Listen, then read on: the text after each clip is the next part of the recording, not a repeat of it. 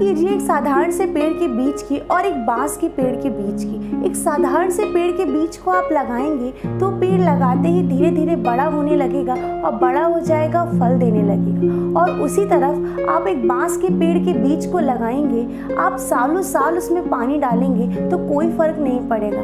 पहले साल आप देखेंगे कि जमीन में कोई फर्क नहीं पड़ा, दूसरे साल देखेंगे कि उस जमीन में फिर भी कोई फर्क नहीं पड़ा, तीसरे साल देखेंगे तो भी उस जमीन में कोई फर्क नहीं पड़ेगा। पर एक दिन अचानक से बांस का पेड़ बड़ा होने लगता है और 6 महीने में ही वो बांस का पेड़ 100 फीट का हो जाता है। तो क्या किया बांस ने इन 3 सालों में? आप कहेंगे नथिंग, उसने कुछ नहीं किया, पर वो अपनी जड़ें मजबूत कर रहा था, क्योंकि इतनी ऊंचाई के लिए उसे अपनी जड़ें मजबूत करना बहुत ज़रूरी है। यदि उसकी जड़ें इतनी मजबूत नहीं होंगी तो वो पेड़ बहुत जल्दी ही धराशायी हो जाएगा। इसी तरह भगवान भी हमें परफेक्ट बनाना चाहता है, हमें परफेक्शन लाना चाहता है, जिसके लिए समय लगता है। उस समय के अंतराल में हमसे बहुत सी गलतियां होंगी, बहुत सी मुश्किलें आएंगी, बहुत सी बाधाएं आएंगी। एक समय ऐसा आएगा जब हम गिरेंगे, पर आप कभी निराश मत होना। इन सब बातों को अपनी उपलब्धियों की तरह देखना और इनसे सीखना और आगे बढ़ना। दुनिया में बहुत से लोग होंगे जो आपको फेलियर कहेंगे, आपको असफल कहेंगे, आपको गिराना चाहेंगे, पर ईश्वर, हमारा भगवान हमें कभी भी फेल होते नहीं देख सकता, ना ही हमें कभी फेलियर कह सकता है। इस दुनिया में बहुत सारी चीज़ें रिजेक्ट कर दी गई, बाद में वही चीज़ें बहुत बड़ी उपलब्धि साबित हुई और बहुत ही ऊंची सक्सेसफुल बनी। आप सभी ने वॉल्ट डिज्नी का नाम तो सुना ही होगा। उसे दुनिया का सबसे निराश व्यक्ति कहा जाता था।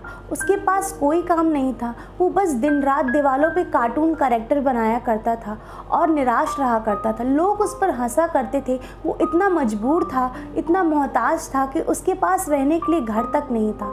वो मजबूर था फुटपाथ पर रहने के लिए, कीड़े मकोड़ों के बीच, चूहों के बीच रहा करता था और कार्टून कैरेक्टर बनाया करता था।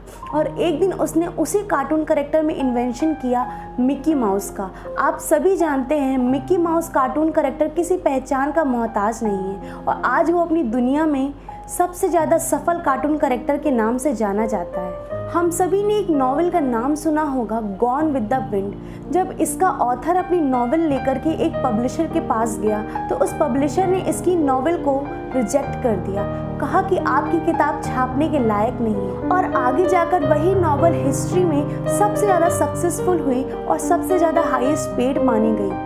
आप सभी ने अलेक्जेंडर ग्राहम का नाम सुना होगा, जिसने एक टेलीफोन का आविष्कार किया था। जब उसने एक टेलीफोन बनाया और वो अपना टेलीफोन एक इन्वेस्टर के पास लेके गया तो उस इन्वेस्टर ने हंसते हुए कहा कि इस टेलीफोन को यहाँ से हटाओ, ये खिलौना मेरे किसी काम का नहीं है। और आगे चलकर यही टेलीफोन पूरी दुनिया का, पूरे विश्व का पहला फ़ोन साबित हुआ और हिस्ट्री में एक रिकॉर्ड कायम किया।